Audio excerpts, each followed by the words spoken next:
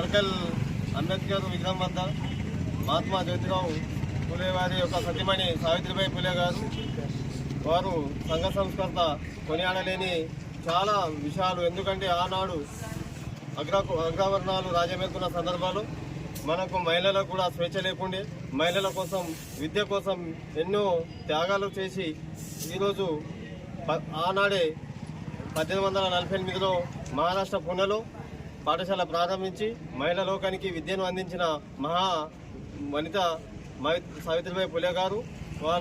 వారి యొక్క జయంతి ఈరోజు తడకల్ గ్రామాల ఘనంగా నిర్వహించడం జరిగింది. సావిత్రిబాయి పులే గారి ఆశయాలను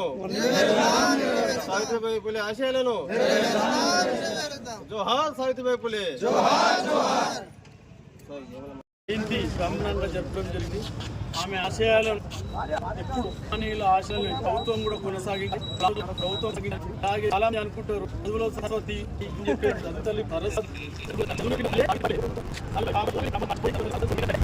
చెప్పింది, చదువు నేర్పింది. ఏమైనా హిస్టరీ ఉంటే చెప్పాలి, లేదంటే ఉట్టి మాటలు బంద్ చేసి సావిత్రిబాయి పూలేనే చదువులు కలిగి కొనసాగించాలి.